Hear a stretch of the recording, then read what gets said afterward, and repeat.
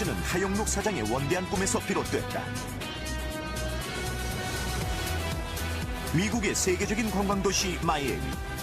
그는 말린스 구장에 독창적인 주차 빌딩을 건축, 주차 문화에 새바람을 일으켰다. 하영록의 손을 거친 주차 빌딩은 부속 건물이 아닌 기능적이고 창의적인 건축 작품으로 거듭났다. 최근 오바마 행정부의 건축과학 분야 자문위원으로 지명되며 다시 한번 미국 사회에 한국의 위상을 드높인 그는 자랑스러운 한국인 하형록이다. 미국 오바마 2기 행정부의 건축과학 분야 자문위원으로 선정된 한국인이 있습니다. 주차 빌딩 전문 건축회사 팀하스의 하형록 사장인데요. 실용성과 독창성을 가미한 건축 설계로 주차 빌딩에 대한 통념을 깬 그는 미국 사회에 귀감이 되는 CEO로도 통합니다. 직원들에게 집 다음으로 편안한 곳이 회사이길 바란다는 하형록 사장.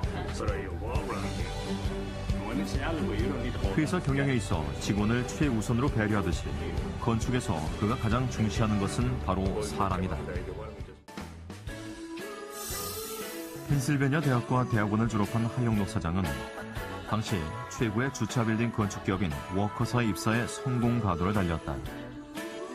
아내와도 그 시절에 결혼했다.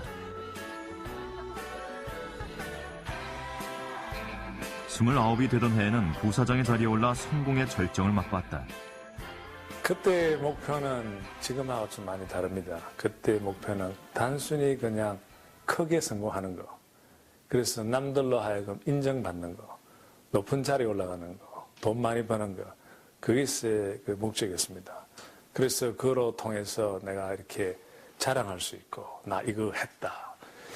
젊은 나이에 아마 많은 사람들이 다 그런 생각을 하겠지만 저도 똑같이 그런 생각을 하고 달렸어요. 그러나 불행은 예고 없이 찾아왔다.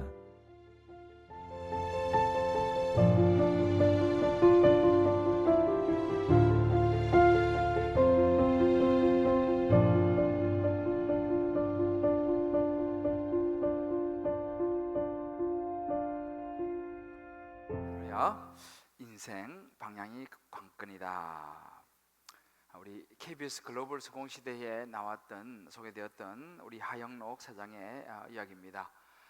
보신 바와 같이 주차 빌딩의 건축업계의 신화와 같은 그런 인물이고 정말 잘 나가던 사람이었습니다. 정말 성공과 또 많은 돈을 버는 거, 다른 사람부터 인정을 받는 거, 높은 자리에 올라가고 최고로서 어떤 자랑하는 거, 정말 최고가 되고 싶었던 이 하형록 사장. 어찌 보면 이분은 우리 지난주에 보았습니다만 성공적인 삶을 지향하면서 살아가던 사람이었습니다. 그런데 이분의 삶이 가치지향적인 삶으로 바뀌었습니다. 무엇이 이렇게 정말 성공을 향해 달려가던 이 사람의 인생을 가치지향적으로 바꾸겠습니까? 그 사이에는 이 하형록이라는 그분의 인생의 방향을 수정하게 만든 중요한 사건이 있었습니다. 인생 방향이 얼마나 중요한가를 사실은 보여주는 좋은 예가 될 수 있습니다. 여러분 아마 그런 이야기를 들으셨을 거예요. 숲속에서 이제 길을 잃어버리면 어떻게 해야 되느냐? 제가 기억나는 것 중에 하나는 뭐냐면 산 위로 올라가라는 거예요. 산 아래로 가면 점점 더 오리무중이 되니까 산 위로 올라가서 아래를 내다보게 되면 무엇보다도 아래에 여러 가지 지형들이 보이고 또 특히 내가 지금 어디 서 있는지 나의 위치가 보인다는 것입니다. 내가 서 있는 위치가 보이고 방향을 잡게 되고 그러면 이제 그때 다시 이제 그 방향에서 내려가면 된다. 뭐 그런 이제 이야기를 들었던 기억이 납니다. 우리 인생도 그런 것 같아요. 인생을 살아가다 보면 이게 참 혼돈스럽고 야 이거 어디로 가야 되냐 이 방향이 참 헷갈릴 때가 참 많이 있습니다. 우리가 살고 있는 시대가 그런 것 같아요. 우리가 살고 있는 이 시대에 참 얼마나 많은 이슈들이 있습니까? 그죠? 복잡하잖아요. 수많은 일들이라는 이런 그 시대 속에서 최근에 우리나라뿐만 아니라 전 세계적으로 큰 이슈가 되고 있는 것이 뭐냐면 이 동성애 논란입니다. 그래서 이 동성 간의 이제 합법적인 이 결혼들이 미국 같은 데서 많은 주에서 이제 통과가 되고 있고, 이런 이제 한국에도 이게 굉장히 논란이 뜨거운데, 최근에 또 작년에 이어서 이 서울시에서 이 동성애자들의 그 축제인 퀴어 축제라고 하는데 이걸 또 허락을 했어요.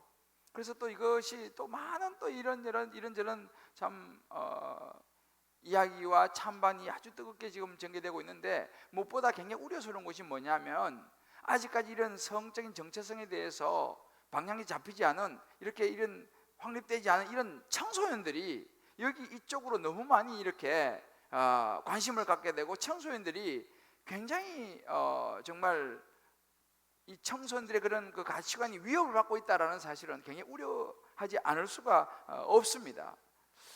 왜 이런 일이 일어나느냐라는 것이죠. 결국 뭐냐면 이 방향의 문제라는 것입니다.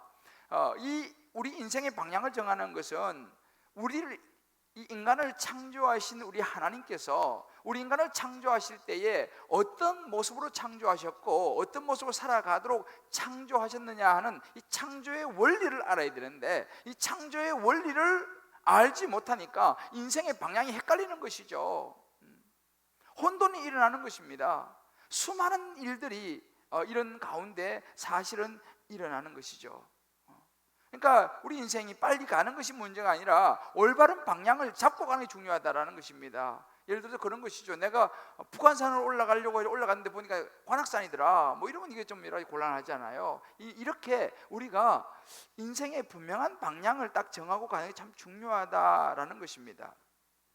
이 타락한 이 혼돈된 시대를 역사적으로 쭉 살펴보면요, 그 징조가 뭐냐라고 보니까 그런 시대에는 분명한 삶의 기준이 없더라는 거예요. 있어도 너무 희미하더라는 것입니다.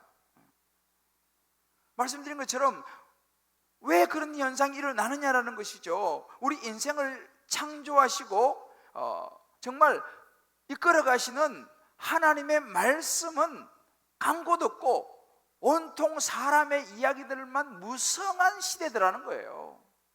사람의 어떤 자기의 어떤 그런 그 생각, 물질의, 권력의, 명예의, 학벌의 이런 것에 온통 많은 관심들이 가 있더라는 것입니다. 그러다 보니까 점점 하나님의 창조 질서와 하나님의 말씀이 점점 희미해지는 거예요. 점점 안 들리는 것입니다. 온통 사람들의 생각과 사람들의 말만 난무하게 되니까 점점 이 세상은 케이오스, 혼돈 속으로 빠져들더라는 거예요. 여러분, 옛날에 화려했던 로마가 왜 그렇게 무너졌습니까? 폼페이 같은 이런 도시가 왜 무너졌습니까? 하나님의 말씀이 들리지 않고 인간적인 쾌락과 즐거움과 권력과 명예와 이런 걸 추구하다 보니까 인생은 그렇게 그냥 그렇게 해버린 것이, 그리고 몰락하는 것입니다. 이런 시대를 참 잘 보여주는 성경 구절이 있는데 바로 아모스 선지자의 외침입니다. 아모스 8장 11절에 보면 주 여호와의 말씀이니라, 보라 나기 이럴지라 내가 기근을 땅에 보내리니 양식이 없어 주림이 아니고 물이 없어 가람이 아니요 여호와의 하나님의 말씀을 듣지 못한 기갈이다. 하나님의 말씀이 들리지 않는 기갈이다. 하나님의 말씀을 듣지 않는 기갈이다 라고 아모스 선지자를 통해서 이 시대를 통해서 외쳤습니다. 여러분, 우리가 지금 보고 있는 이 사무엘상은요 사사시대의 마지막입니다. 마지막에 등장했던 이 엘리 제사장의 시대가 사실 어찌 보면 바로 그런 시대였습니다. 그 사사시대의 마지막, 이 사사시대를 한마디로 요약하는 사사기 17장 6절에 보면 이런 구절이 있어요. 그때는 이스라엘의 왕이 없었으므로 사람마다 자기 소견에 옳은 대로 행하였더라. 온통 하나님의 말씀은 들리지 않고 각자 자기의 생각에 옳은 대로 행하면서 살아가던 시대였다는 것입니다. 그러니까 방향이 없는 것이죠. 인간의 본성을 따라 살아가는 것이죠. 그러니까 점점 시대가 혼돈과 무질서와 타락과 쾌락을 따라가서 무너져가는 시대가 되고 있었다라는 것입니다. 바로 그런 시대가 이 엘리의 시대였습니다. 오늘 읽었던 우리 본문의 1절이 그것을 잘 말해줘요. 아이 사무엘이 엘리 앞에서 여호와를 섬길 때는 여호와의 말씀이 희귀해서 이상이 흔히 보이지 않았더라. 이 구절은 그 시대를 압축적으로 이야기해 주는 시대입니다. 여기 여호와의 말씀이라는 것은 히브리어 다바르라는 그런 그 단어를 쓰는데 하나님의 말씀인데요, 이 말씀이 너무너무 희귀했다는 거예요. 그래서 여기서 이상이라는 말은 우리 영어로 보면 비전이라는 말인데 하손이라는 이 단어인데요, 이것은 앞날을 미리 내다보고 예측하는 그런 이야기를 이상이라고 이야기합니다. 그러니까 그 시대는요, 하나님께서 이런 선지자를 통해서 하나님 말씀을 주십니다. 그러면 그 선지자 그 말씀을 듣고 하나님께서 이렇게 될 것이다 라고 말씀 주면 그 이상을 받아가지고 백성들에게 이제 알려주는 거예요. 그리고 그 백성들을 하나님 말씀을 듣고 이끌어가는 것입니다. 그러니까 그 제사장이 굉장히 중요한 역할이었죠. 근데 문제는 뭐냐면 그렇게 제사장 역할이 중요하고 하나님 말씀을 받고 백성들을 이끌어가야 될 그 제사장인 이 엘리 제사장이 영적으로 너무 무뎌졌다는 사실이에요. 하나님의 말씀을 들은 것이 너무 오래된 것처럼 오늘 1절은 이야기해 주고 있으면 희귀했다 그랬어요. 오랫동안 벌써 이 엘리 제사장은요, 제사장이었지만 하나님의 음성을, 하나님 말씀을 듣지 못하고 있는 모습을 우리에게 보여주고 있습니다. 여러분 생각해 보십시오. 제사장이 하나님의 말씀을 듣지 못하니, 깨어 있지 못하니 백성들에게 어떻게 길을 제시해 줄 수 있으며 그 길을 제시받지 못하는 백성들이 어떻게 살았겠어요? 각자 자기 속에 오른 대로 우상을 섬기고 미신을 섬기고 자기의 어떤 전통과 관습을 섬기고 그렇게 방향을 잃어버리고 살아가는 백성이 되고 말았다라는 것입니다. 여러분 보세요. 제사장이 없어서가 아닙니다. 제사장이 있습니다. 지금 엘리 제사장이. 그러나 제사장이 없어서가 아니라 하나님의 말씀을 듣는 제사장이 필요하다는 사실이에요. 영국의 이 맥켄지라는 스코틀랜드 목사님이 그런 이야기를 했습니다. 오늘날 사람들이 영적인 파멸에 이른다면 결코 목사가 부족해서가 아닙니다 라는 이야기를 합니다. 무슨 이야기입니까? 당시도 그랬습니다만 오늘날 여러분 교회가 부족해서, 목사가 부족해서 하나님 말씀이 안 들리는 게 아니라는 거예요. 오늘날 여러분 교회가 얼마나 많습니까? 오늘날 목사가 얼마나 많습니까? 1년에도 수천 단위의 목사가 배출된다고 합니다. 그런데 어떻게 하나님 말씀이 들리지 않습니까? 뭐가 문제입니까? 교회가 너무너무 많이 있지만 하나님의 말씀을 듣는 교회, 하나님의 말씀을 듣고 전하는 교회, 수많은 목사들이 있습니다만 하나님의 말씀을 듣고 하나님의 말씀을 전하는 목사가 적다라는 이야기예요. 이런 의미에서 참 목사로서 참 안타까운, 정말 가슴 아픈 이야기다라고 생각이 듭니다. 엘리의 시대가 그랬습니다. 저는 이런 그 엘리의 모습을 보면서 제 자신을 참 많이 요즘 돌아보고 있어요. 나는 정말 엘리 같은 제사장이 되면 안 되는데, 우리 주님 기쁨의 교회는 그런 교회가 되어서는 안 되는데, 이것이 요즘 제 정말 간절한 기도 제목이고 늘 자신을 조심하게 하고 돌아보는 이 사무엘상은 제게 그런 말씀이 요즘 되고 있습니다. 그렇다면 왜 이렇게 이 엘리의 시대는 하나님 말씀이 희귀했겠습니까? 여러분 이스라엘 역사를 통해서 보게 되면 하나님의 이 말씀이 잘 들리지 않은 시대가 있었어요. 언제냐면 하나님의 백성들이 하나님의 말씀에 불순종하는 그런 세대를 향해서는 하나님께서 침묵하실 때가 있었습니다. 이것을 잘 보여주는 것이 사무엘상 28장 6절에 보면 사울의 경우입니다. 사울이 여호와께 묻자오되 여호와께서 꿈으로도 우림으로도 선지자로도 그에게 대답하지 아니하셨으므로라고 말합니다. 여러분, 사울이 처음에는 겸손하게 참 잘 나갔잖아요. 그런데 나중에 교만해지고 하나님 말씀에 불순종하기 시작했습니다. 그랬더니만은 이제는 사울이 하나님이 물어봐도 하나님 대답을 안 하시는 거예요. 지금 이 엘리 시대의 엘리 가문의 영적인 이 무감각이, 이 엘리 제사장이 영적으로 무뎌져 버리고 그 두 아들 홈리와 비나스의 이 죄에 타락한 이 모습이 결국은 그들로 하여금 하나님의 말씀을 듣지 못하게 만들었다는 것입니다. 이 엘리 제사장은 더 이상 하나님의 말씀을 받아서 백성들에게 전할 그릇이 되지 못했다는 사실이에요. 문제는 뭡니까? 하나님의 말씀이 들리지 않는다는 거예요. 여러분, 하나님의 말씀이 들리지 않는다는 것은 사실은 우리에게는 치명적인, 어찌 보면 재앙이라고 말할 수 있습니다. 왜 그렇습니까? 하나님의 말씀은, 이 땅을 창조하시고 우리 인간을 창조하신 하나님의 말씀은 이 세상의 모든 기준이 되고 모든 가치의 기초가 되기 때문에 그렇습니다. 그런데 하나님의 말씀이 더 이상 들리지 않으면 이 세상 기초가 흔들리는 것이죠. 물론 사회적인 도덕과 사회적인 정의, 가치관 이런 것도 필요합니다만은 그것은 정확하지 않습니다.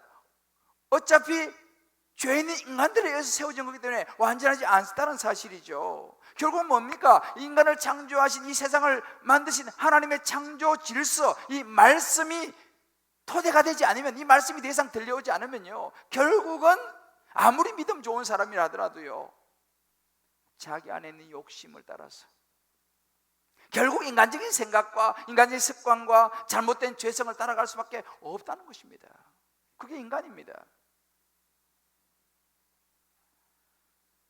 결국은 말씀이 들리지 않은 것이 문제라는 거죠.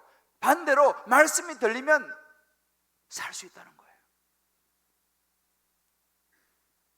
우리가 지금 이 사무엘상을 보고 있습니다만은 이 한나는요, 자식 때문에 하나님을 찾았잖아요. 애를 못 낳아서. 그리고 하나님을 찾아서 하나님의 말씀을, 하나님의 음성을 듣게 되죠. 그래서 결국 어떻게 됐습니까? 이 슬픈 여자의 인생이, 얼마나 나는 슬픈 여자라고 말했던 이 슬픈 여자의 인생이 하나님을 그 어려움 속에 찾고 하나님의 말씀을 받고 하나님을 만나고 경험하면서 오히려 축복된 인생으로 바뀐 걸 우리는 지난번에 보았습니다. 축복된 아들을, 축복된 가정의 삶을 누리는 것을 보았습니다. 그런데 반대로 보십시오. 별 탈이 없던 엘리 제사장, 뭐 자녀 때문에 크게 뭐 놓는데 문제도 없었고 그냥 자녀들도 뭐 그렇게 잘 자라고 평탄하게 살았던 이 엘리 제사장의 삶이었는데, 그러다 보니까 자기 생각대로 살은 거예요. 자기 생각대로 자식을 키운 것입니다. 어떤 결과를 맞이했습니까? 그 자식들이 죄를 짓고 타락하면서 제사장 가문이 몰락하는 그런 인생이 되고 말았습니다. 어찌 보면 오늘 이 말씀을 통해서 보세요. 성전의 제사장으로 일을 해도 하나님의 말씀이 안 들릴 수 있다 이 말입니다. 목사라고 해서 저절로 하나님의 말씀이 들리는 게 아니라는 사실이에요.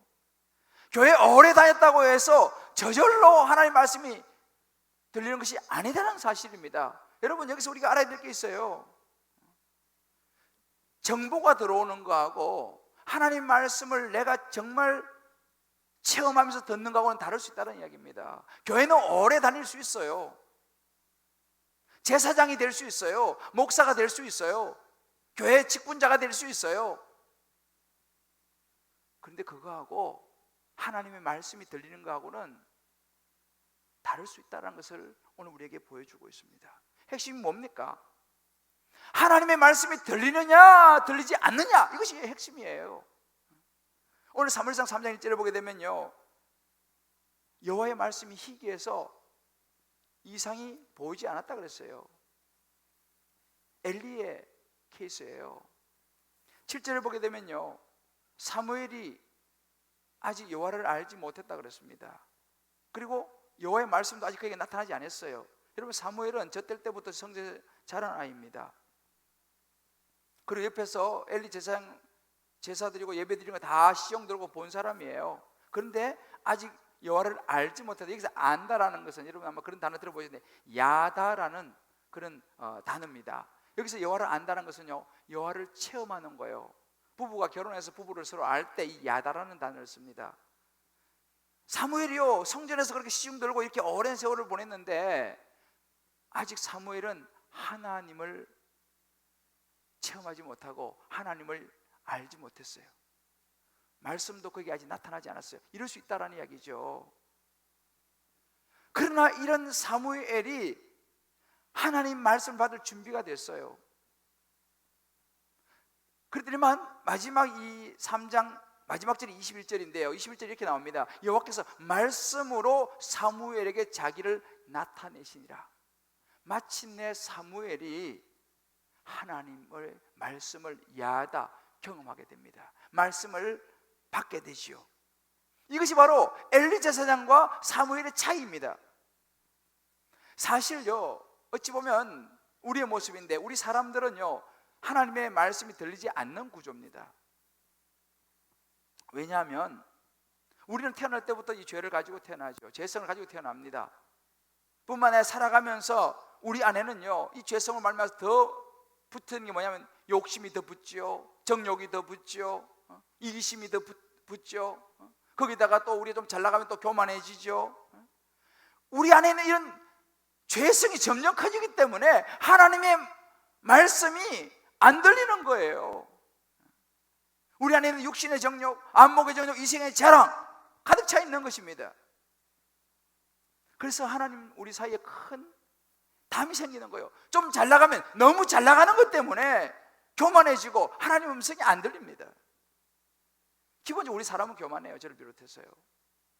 이것을 잘 이야기하는 건 뭐냐면 이사야 59장 2절입니다. 이사야 59장 2절 이렇게 말합니다. 오직 너희의 죄악이 너희와 너희 하나님 사이를 갈라놓았다, 이렇게 말합니다. 왜 우리가 하나님의 말씀이 안 들리냐라는 거예요. 우리 안에 있는 죄된 모든 것들이 하나님 사이에 벽을 세워서 하나님 말씀이 안 들리는 거예요. 결국은 이 죄라는 것이 하나님 말씀을 못 듣게 만든다는 것입니다. 하나님 말씀이 안 들리게 만든다는 거예요. 세상의 많은 것들이 우리 마음을 빼앗아가기 때문에 하나님 말씀이 안 들리는 거예요. 그러면 여기서 우리가 어떻게 하면 우리 인생의 방향을 잡아주는 하나님의 말씀을 들을 수 있을까라는 거예요. 간단하게 두 가지만 살펴보려 합니다. 첫 번째가 뭐냐면요, 말씀에 순종하는 자세를 우리가 가질 때 하나님 말씀이 들립니다. 특별히 어떤 말씀에 순종합니까? 우리가 죄인이라는 것을 깨닫고 예수 그리스도 그분을 우리의 마음속에 모셔드리는 말씀에 순종을 해야 됩니다. 그럴 때에 우리의 모든 죄가 예수님께 전가되고 우리는 하나님과 우리 사이에 막혔던 담이 흐려지면서 하나님의 말씀이 들리기 시작하는 것입니다. 오늘 구절 말씀 보면 그런 구절이 있어요. 너를 부르시거든 내가 말하길 여호와의 말씀하옵소서 주의 종이 듣겠나이다 하라 그랬습니다. 이 자세입니다. 말씀하십시오, 제가 듣겠습니다 라고 하는 이 마음의 준비, 이 자세, 이 순종, 바로 이 부분입니다. 이 부분은 제가 다음 주에 좀 더 구체적으로 자세히 다루도록 하겠습니다. 죄송해요. 오늘 우리 여러분 아까 간증 두 분 들었죠? 너무 은혜스럽죠? 제가 이 간증을 듣고 참 은혜를 많이 받았어요. 두 분 다 정말 참 각자가 너무 귀하게 예수를 만났죠. 우리 앞에 하신 우리 어르신 참 고맙습니다. 저한테 그 양반이 참 괜찮다고 이렇게 말씀해 주셔가지고 근데 그 우리 어르신이 이제 예수님을 영접하셨는데 아까 그런 고백했잖아요. 45년 교회 다니셨다고. 근데 이 어르신이 보니까 지금 올해 77이신데 정정하시죠. 근데 젊었을 때는 공부도 많이 하시고 아마 사회적으로 굉장히 하셨던 것 같아요. 조이 커뮤니티 처치라고 이렇게 말씀하셔. 우리 교회 조이 커뮤니티 처치 얼마나 느낌 좋죠. 이분이 그러니까 학문으로 아신 거예요. 교회도 큰 교회 설교도 올해도 들으시고 이렇게 많이 하셨습니다. 근데 뭐가 문제였다고 말씀하십니까? 예수님을 영접하지 않고 그냥 학문적으로 교양으로 이렇게 45년 거의 50년 가까이를 교회를 접했다는 사실이에요. 여러분, 이럴 수 있다는 이야기입니다. 이것은 엄밀하게 말하면 야다의 하나님을 아는 건 아니에요. 그러면 어떻게 되냐? 이게 상식적으로 지식적으로 하나님을 알지만 교회를 와서 이렇게 예배도 드리고 이렇게 하지만 하나님의 말씀이 내 안에 들어와서 내가 들려야 되는 거거든요. 들리면은 내 안에서 이것이 이제 뭐가 되냐면요, 내가 그 예수님을 모셔야 되려면 예수님이 그 하나님과 나 때문에 막힌 이 죄를 싹 걷어가면 하나님 음성이 들리기 시작합니다. 저는 이번에 그 어르신을 뵈면서 참 감사한 게 뭐냐면 이제 그분이, 그 어르신이 예수님을 이제는 정확하게 영접하셨기 때문에 지금부터는 차원이 다른 하나님을 경험하게 될 줄을 믿습니다.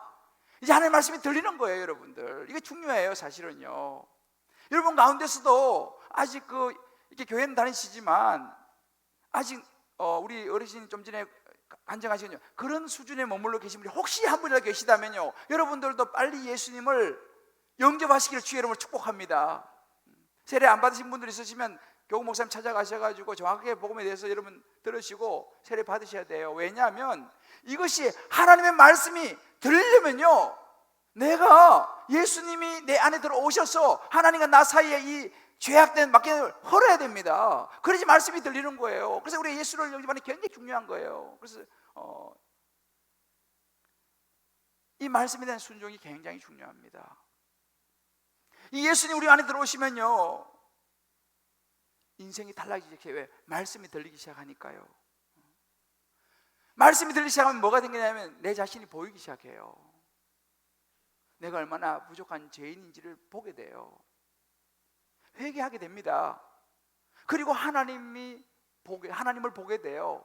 그러면 어떻게 되냐? 이제 그게 말씀이 들리는 거예요. 내가 어떻게 살아가야 할 것인가? 방향이 서는 거예요. 두 번째, 하나님의 말씀을 들기 위해서는요, 우리 삶의 고난과 고통의 자리에서 처절한 마음으로 말씀을 봐야 돼요. 여러분, 고난과 고통의 자리에서는요, 말씀 보기가 어렵습니다. 내 코가 석자인데 무슨 말씀을 봐요, 그죠? 그렇기 때문에 그 고난과 고통의 자리에서는 우리는 하나님 말씀을 보려면 처절한 싸움이 필요해요. 이것이 무엇입니까? 다른 말로 묵상한다는 것입니다. 오늘 우리가 사람은요, 이 구조가요, 여자의 구조는요, 남자가 속을 썩여야지 말씀이 들리는 구조예요. 이게 성경적으로 그래요. 자식이 속을 썩여야지 말씀이 들리는 구조예요. 왜냐하면 하와는 이제 선악과를 먹고 어떤 벌을 받았어요? 해살의 고통을 받았잖아요. 남편만 쳐다보고 살잖아요. 자식만 쳐다보고 살잖아요. 그러니까 거기에 뭔가 이게 속을 썩여야지 이제 말씀이 들리는 거예요. 남자들요, 안 들려요. 그래도요, 별로 관심이 없진 않지만 여자들은 한참 좋아요. 그럼 남자는 어떤 때 말씀이 들리냐? 남자는요, 땀을 흘리고 은근키로 가시가 나고 땀을 흘려야지 먹는 거예요. 남자는요, 일에서 문제가 생겨야지 말씀이 들리기 시작하는 거예요. 직장의 문제라든지 사업의 문제라든지 어떤 일적인 부분이 고난이나 고통이 오면 그때 말씀이 들리기 시작하는 거예요. 이게 여자 남자 좀 사실은 달라요. 그러나 물론 그렇다고 해서 저절로 들리는 것은 아니에요. 그때 이제 말씀을 붙잡으려고 몸부림을 치는 것이 굉장히 중요해요. 그러면 하나님의 말씀이 그때 들립니다. 여러분, 시편 1편 1절 2절을 보게 되면 그런 구절이 있어요. 복 있는 사람이 어떤 사람이냐? 오직 여호와의 율법을 즐거워하여 그 율법을 주야로 묵상하는 사람이 복 있는 사람이에요. 정말 복 있는 사람은요, 하나님의 음성, 하나님의 말씀을 묵상하고 붙잡고 듣는 사람이 복 있는 사람인 줄 믿으시기 바랍니다. 이걸 듣게 되면 어떤 현상이 벌어지냐면요, 하나님의 음성을 듣게 되면은 내가 그 말씀을 붙잡게 돼요. 붙잡게 되면 그 말씀이 나에게 힘이 되기 시작하고 내게 능력이 되기 시작해요. 그러면은 그 말씀이 내 삶 속에 들어와서 내 모든 문제들을 해석을 해줘요. 그 가운데에서 감사가 나오는 거예요. 그 가운데서 하나님의 음성이 들리기 시작하는 것입니다. 근데 여러분, 일이 잘 풀리잖아요. 너무 좋아할 거 없어요. 일이 잘 풀리면 조심하셔야 돼요. 왜? 일이 잘 풀리기 시작하면 하나님의 음성이 안 들릴 가능성이 많아요. 아무도 내 속을 안 썩이잖아요. 일이 너무너무 잘 풀리잖아요. 하나님의 음성 들리지 않을 가능성이 많아요. 왜요? 내가 더 많이 드러나기 때문에 그래요. 우린 아까 말씀드린 기본적으로 교만해요. 그러니까 하나님의 말씀이 안 들리죠. 말씀이 안 들리면 잘 되는 것 같죠? 아닙니다. 결국은 그 인생의 방향을 놓쳐버리는 거예요. 하나님 말씀이 안 들리면 인생의 방향을 놓쳐버리고, 그러면 어떻게 됩니까? 결국은 엄청난 손해를 보게 되죠. 제가 지난번 말씀드렸죠. 여러분, 고난이 없이 하나님의 말씀이 안 들려가지고 평탄하게 살다가 그렇게 그냥 멸망으로 가는 게 좋겠습니까? 때로는 고난과 고통 가운데서 하나님 말씀이 들려가지고 하나님 말씀을 붙잡고 예수 그리스도를 붙잡고 영원한 생명을 얻는 게 좋습니까? 말씀을 들으면서 하는 거예요. 제가 오늘 좀 서두에 제가 그 인터뷰에서 보여드렸던 이 하영록 사장님 말씀을 좀 제가 여러분들 드리고 좀 정리를 하려고 합니다. 이분이 29살에 부사장이 됐어요. 얼마나 탁월하게 잘 나갔죠. 결혼도 하고 자녀도 낳았습니다. 이렇게 성공 가도를 막 달리고 있었던 이 하영록이라는 이 사람, 30살이 막 되면서 엄청난 일을 만나게 돼요. 여러분 원래 불행이라는 것은 예고 없이 오잖아요. 30살이 됐을 때 갑자기 요즘 이 메르스가 이게 뭐 한창 지금 뭐 유행을 하고 그러는데 30살이 되었을 때에 이 바이러스가 침투하면서 바이러스로 인한 심장병 판정을 받게 됩니다. 그리고 이 심장 박동 그 보조기에 의해서만 생명을 유지하게 돼요. 그러니까 심장 기정자가 나타날 때까지 이 심장 인공심장 박동기를 달고 정말 생과 사를 왔다 갔다 하면서 고통의 날을 보내게 됩니다. 그러다가 다행히 첫 번째 심장 이수를 받게 됩니다. 심장 이수를 받았는데 그래서 막 회복하고 좋아했는데 그것도 얼마 가지 못했어요.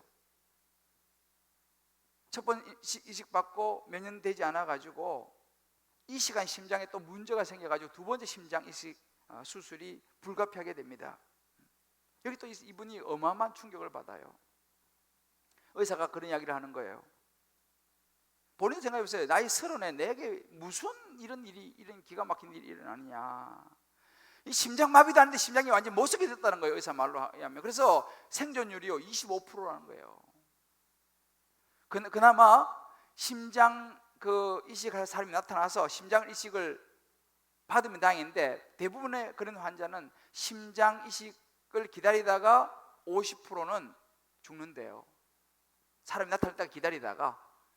그리고 또 50%는 그나마 이식해 줄 사람이 나타나서 이식을 받으면 그 이식 받은 사람 중에서 또 거기서 부작용하고 여러 가지 이런 합병증 이런 것들 때문에 그 중에 50%는 또 죽는다 그래요. 그러니까 결국은 이런 이 병에 걸리면은 최고로 잘된 케이스가 살아남는 비율이 25%밖에는 안 된다고 의사가 이분에게 말을 해줍니다. 참 기가 막힌 일 아닙니까? 나이 30대 초반에 죽음을 생각하게 돼요, 이분이요. 그러면서 이제 같이 이 병실에 있는데 어느 날 아침 자기와 같은 병을 앓던 사람이 한 사람씩 죽어나가는 거예요. 한번 생각해 보세요. 그러면서 이분이 죽음에 직면을 하게 돼요. 야, 이렇게 죽어나가는구나. 자기와 똑같은 병에 걸린 사람들이니까. 그러면서 자기의 삶을 다시 점검을 하게 됩니다. 야, 내가 지금까지 어떻게 살아왔느냐. 돌아보니까 정말 20대부터 해가지고 정신 살아왔어요. 오로지 성공을 위해서 야망과 욕심을 채우기 위해서 높은 자리에 올라가고 돈 많이 벌고 하기 위해서 정말 정신없이 달려온 자신을 발견하게 돼요. 그래서 거기서 생각합니다. 만약에 내가 새로운 삶을 만약에 내가 살아가게 된다면 또 내가 이렇게 살 것인가, 이제 그런 생각을 하게 됩니다. 그때 그 간증을 이분이 한 게 있어요. 그 간증을 잠깐 들어보고 제가 말씀을 마무리하죠. 심장을 기다리는 그 6개월 동안 저는 매일 새 심장을 치유해달라고 저는 기도했습니다. 당연히 그렇게 기도를 해야 되는 것이고, 여러분이 아플 때는 병 낫게 해주시라고 기도해야 됩니다. 아픔이 있고 어려움이 있을 때 회복하게 기도를 해야 됩니다. 저도 그렇게 기도를 하였습니다. 그런데 성경 말씀에 하나님이여 내 속에 정한 마음을 창조하시고 내 안에 정직한 영을 새롭게 하소서. 그 말씀을 보고 새로 깨달은 게 있습니다. 내가 하나님께서 허락해가지고 치유를 받아서 심장 이식 수술을 안 하게 되면 그 얼마나 기쁜 이야기입니까? 그러나 내가 그 치유를 받아서 나음을 받아서 세상에 나가서 옛날처럼 똑같이 행동을 하면 내가 이 어려움 속에서 얻은 것이 무엇입니까? 새로운 것을 주십시오. 새로운 길을 보여주십시오. 새로운 계단을 보여주십시오. 기도가 이 말씀에서 시편 51장 10절에서 새로운 영, 정직한 영을 허락해달라고. 그래서 저는 그 기도가 Heal my heart, 내 심장을 낫게 해주십시오. 그 기도를 하되 동시에 더욱더 제가 포커스한 기도는 나를 낫게 해주십시오. 심장 안 해도 좋습니다. 안 낫게 해주셔도 좋습니다. 먼저 나를 낫게 해주십시오. 그 기도를 먼저 했습니다. 그리고 제가 그러면 심장을 가지고 하게 되면 그 무거운 짐을 지겠습니다. 그때부터 하나님께서 새로운 비전과 새로운 미션과 새로운 꿈과 새로운 방향을 보여주기 시작했습니다. 죽음 앞에서 이 하영록 사장이 하나님의 말씀을 들은 거예요. 하나님의 말씀이 들린 거예요. 물론 그전에도 이분은 신앙생활 잘했습니다. 이분은 목사님의 아들이에요. 그런데 말씀이 안 들린 거예요. 너무 잘 나갔어요. 너무 성공했어요. 최고의 자리를 달렸어요. 하나님 말씀이 안 들렸어요. 근데 이 죽음이라는 이 고난 앞에서 비로소 하나님의 말씀이 들린 거예요. 시편 51편 10절 말씀을 들은 거죠. 하나님이여 내 속에 정한 마음을 창조하시고 내 안에 정직한 영을 새롭게 해달라고. 이게 들린 거예요. 그러면서 그의 인생을 방향을 바꿉니다. 그가 좀 전에 고백했잖아요. 하나님, 나를 이 심장병에서 나를 낫게 해주십시오라는 기도도 하지만 그거보다 더 포커스한 게 뭐냐면 하나님 나를 낫게 해주십시오. 심장수술, 심장에서 못 받아 좋습니다. 안 나도 좋습니다. 먼저 나를 고쳐주십시오. 무슨 이야기입니까? 자기가 죄인인 걸 깨달은 거예요. 심장 나서야 되는 게 중요하지만 이거보다 더 중요한 것이 뭐냐? 내가 하나님의 음성을 듣고 보니까 내 안에 정직한 영을 새롭게 해달라고, 내가 하나님의 자녀로 올바른 인생을 살아가게 해달라고, 내 인생을 고쳐달라고 그 기도를 먼저 드리는 것입니다. 하나님의 말씀이 들린 거예요. 여러분, 하나님의 음성이 들리면요 기도가 바뀌는 거예요. 순서가 바뀌는 거예요. 근데 정말 그때부터 아까 고백하신 것처럼 기적이 일어나기 시작했어요. 그의 기도가 뭐예요? 하나님, 기도가 바뀌니까 하나님의 말씀이 들리고 나니까 그가 그렇게 하나님 이제 새로운 꿈을 위해서, 새로운 미션, 사명을 위해서, 새로운 비전을 위해서 기도하기 시작했고 하나님의 역사가 일어나서 심장 수술을 받게 되고 그가 회복되어서 지금은 멋지게 사역하고 있습니다. 지금 그래서 그 회사 20% 수입의 20%를 그 병원 관련해서 우리 아이들 관련해서 도네이션 하면서 지금 그 회사를 꾸려 나가고 있습니다. 말씀이 들리면 우리가 살아나는 줄 믿으시길 바랍니다. 말씀이 들리면 우리의 자녀가 살아나는 줄 믿으시기 바랍니다. 말씀이 들리면 우리 육체가 회복되는 줄 믿으시기 바랍니다. 우리 영이 회복된다니까 말씀이 들려야 돼요. 문제는 말씀이 안 들린다는 게 문제입니다. 사랑하는 성도 여러분,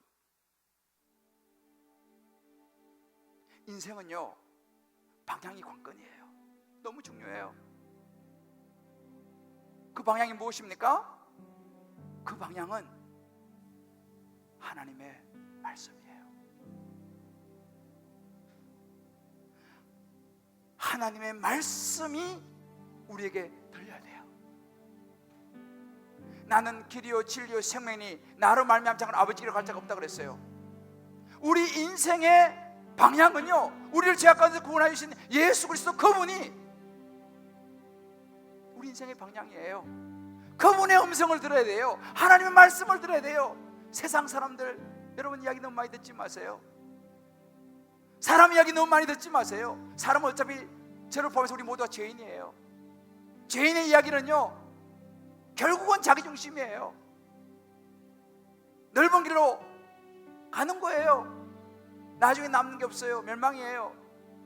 하나님 말씀을 들어야 돼요. 하나님 말씀이 들려야 돼요. 할렐루야.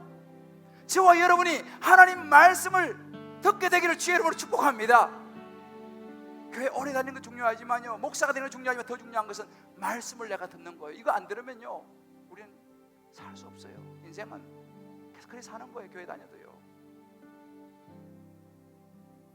하나님 말씀이 들리면 우리 인생은 다시 일어서게 될 줄을 믿습니다. 엘리 제사장은 안 들렸어요. 사무엘은 들렸어요. 그 차이예요. 아마 여러분들 가운데 지금 이런저런 고난과 고통의 어떤 환경에 있는 분이 계실지 모르겠어요. 여러분 그 자리에서 해야 될 게 뭐예요? 사람들 그거 이야기 듣는 게 아니에요. 몸부림치면서 애절한 마음으로 하나님 말씀을 들어봐야 돼요. 하나님 제가 지금 이 상황 속에서 어떻게 해야 됩니까? 나에게 말씀해 주십시오. 그래서 그 말씀을 들으면요 기적이 일어날 줄을 믿습니다. 우리가 살아날 줄을 믿습니다. 우리 영이 살아날 줄을 믿습니다. 그래 보면요 그 고난과 고통은요 감사한 거예요.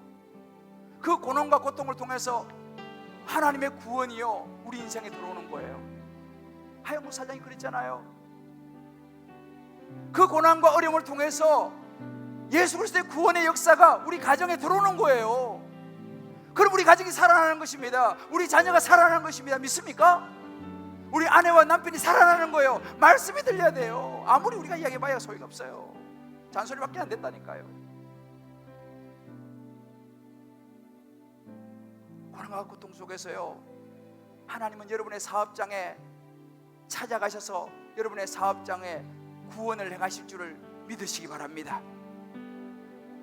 여러분 자녀 가운데서도 마찬가지, 여러분 인생 가운데 마찬가지예요. 하나님 말씀을 들어야 돼요. 예수 그리스도 그분을 붙잡아야 돼요.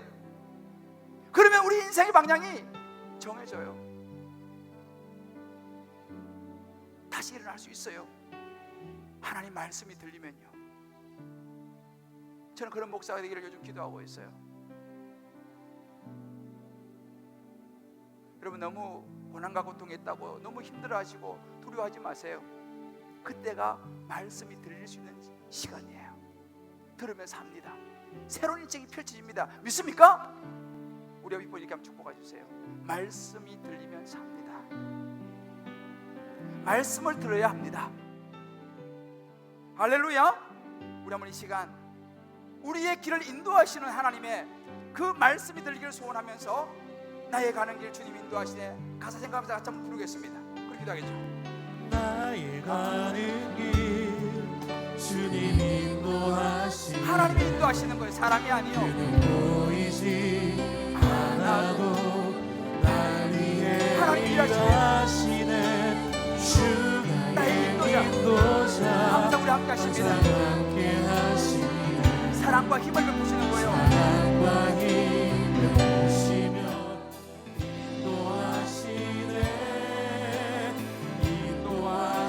인도하시네 광야의 길을 만드시고 날 인도하시고 광야의 길을 만드시 하나님이 하시는 것입니다.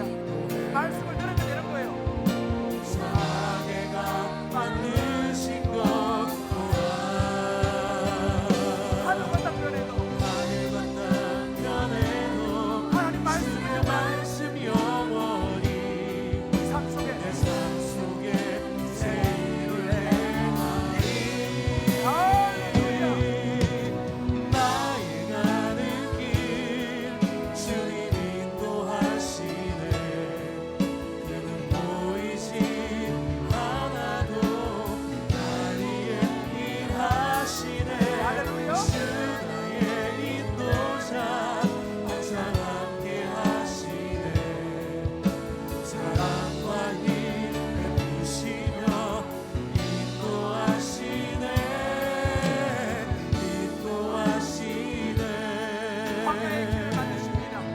광야의 길을 만드시고 우리 인도해 하나님 말씀이 하시는 거예요. 사막에가 만드신 것보라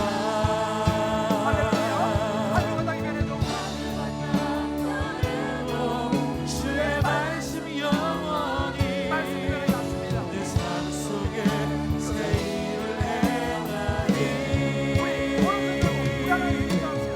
나의 가는 길 주님 인도하시네 나는 모르지 않아. 보이지 않아도 날 위해 일하시네 주 나의 인도자 항상 함께 하시네 사랑과 사랑과의 베푸시며 인도하시네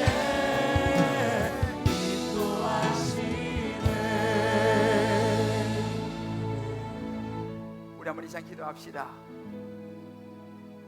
하나님 말씀이 들려야 돼요. 사람의 말이 들리는 소망이 없어요. 우리 한번 기도할 때 하나님, 제가 하나님 음성 듣기 원합니다. 말씀 통해서 다른 사람 보지 말고 나를 보기 원합니다. 하나님의 얼굴을 보기 원합니다. 하나님 음성 듣기 원합니다. 우리 한번 이 시간 내가 서 있는 삶의 현장이 때로 어렵고 힘든 상황이 혹시 있다면 처절한 마음으로 말씀을 먹어야 합니다. 기도의 자리에 나가야 합니다. 들으면 삽니다. 들리면 살아납니다.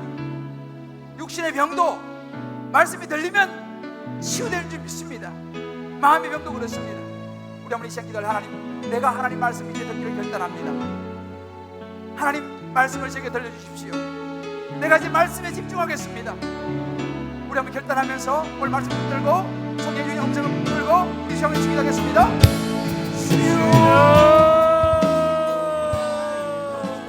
살아계신 하나님, 우리가 하나님 아버지 앞에 음성 듣기를 원합니다. 하나님의 말씀을 듣기를 원합니다. 하나님 나에게 주시는 음성 듣기를 원합니다. 하나님의 음성을 통하여서 나 자신을 바라보며 살아계신 하나님의 크심을 보기를 원합니다. 그의 내 삶 가운데 있는 모든 장벽들을 뛰어넘기 원하며 내 삶 가운데 있는 모든 길을 하나님과 막혀있는 길을 내 안에 열린 길을 찾기를 원합니다. 하나님 우리에게 말씀하여 주옵소서. 말씀하시면 회복되겠나이다. 말씀하시면 내가 낫겠나이다. 살아계신 하나님 말씀하여 주시옵소서. 주의 음성 듣기를 원하오니 주님의 시간에 우리에게 음성을 들려 주시옵소서. 아버지의 음성을 듣는 자들마다 일어날 줄을 믿습니다. 아버지의 음성 듣는 자들마다 회복될 줄을 믿습니다. 아버지의 음성 듣는 자들마다 다시 한번 하나님 앞에 뛰어놀 줄을 믿습니다. 하나님 우리에게 하나님 말씀을 들려주옵소서. 주의 음성이 임할 때, 주의 말씀이 임할 때 우리의 가정이 회복되고 나의 사업이 회복되어지며 나의 건강이 회복되어지고 하나님 우리의 자녀가 회복될 줄 믿습니다. 하나님 말씀을 들려주시옵소서. 메시아 모든 영혼들 가운데 성령의 땅에 내시는 주의 말씀을 들려주시옵소서. 아버지의 말씀 가운데서 우리가 다시 한번 살기를 얻기를 원합니다. 주님 주의 말씀을 들으며 주의 말씀이 우리의 주에 들리는 날 우리가 살게 될 것입니다. 우리가 그날 살아갈 것입니다. 하나님 아버지의 시간에 우리의 마음 가운데 모든 주의 음성 듣기를 원하는 모든 심령들 가운데 주님 잡아여 있어 주님 말씀하여 주시고 우리 모든 생명이 살아나게 하여 주시옵소서. 하나님 아버지 말씀을 듣기를 원합니다. 오랫동안 목사로 살아왔습니다. 오랫동안 직분자로 살아왔습니다. 오랫동안 예배드렸습니다. 오랫동안 신앙생활을 했습니다. 그러나 하나님 말씀을 듣지 못한다면, 하나님을 내가 경험하지 못한다면 우리는 어찌 보면 엘리와 같이 무너질 수밖에 없는 인생입니다. 하나님, 그저 평탄해서 하나님 말씀을 듣지 못하는 것보다는 때로 이런저런 고난 가운데 하나님의 음성을 듣는 것이 더 축복이요 감사라는 것을 배웠습니다. 주여, 기도하옵기는 우리 자녀들에게 하나님의 말씀이 들리게 하여 주시옵소서. 우리 아내와 남편에게, 우리 부모님에게 하나님의 말씀이 들리게 하여 주시옵소서. 무엇보다 주여, 내 자신에게 하나님의 말씀이 들리게 하여 주시옵소서. 사건 속에 구원의 역사로 다가오시는 하나님, 예수 그리스도의 십자가의 구원의 은혜가 우리의 인생을 일으킬 줄을 믿습니다. 우리 인생의 방향 되시는 하나님 말씀을 붙잡고 주여 이제 다시 일어서 우리의 모든 삶을 추스리고 하나님이 기뻐하시는 인생, 복된 인생, 다시 일어나는 인생 살게 하여 주시옵소서. 아멘. 말씀이 들리면 살아날 줄 믿습니다.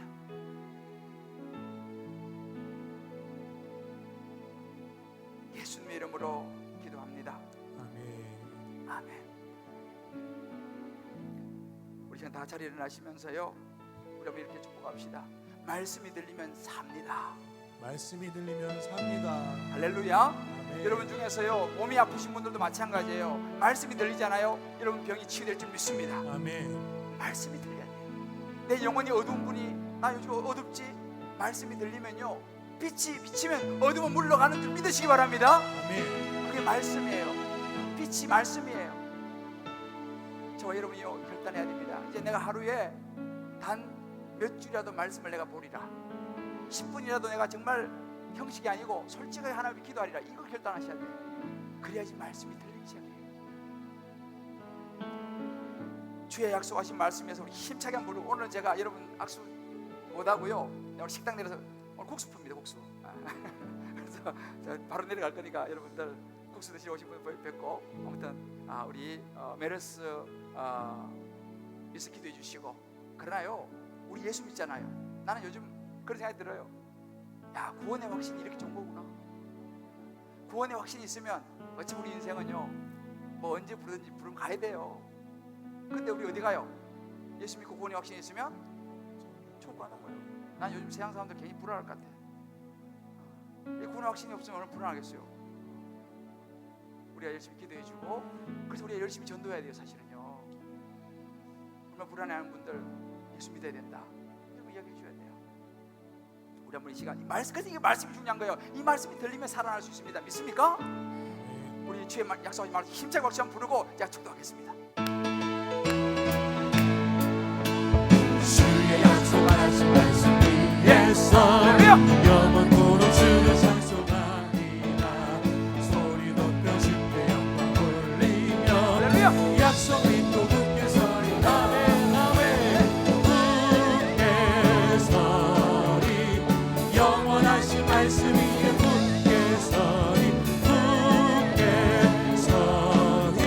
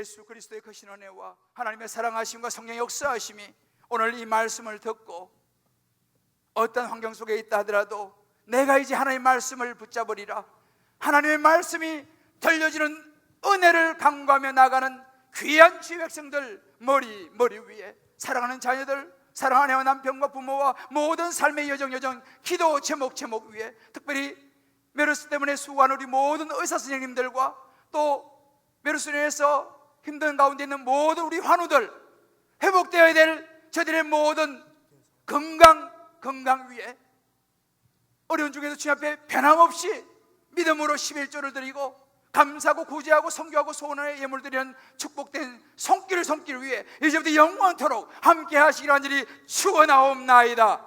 아멘.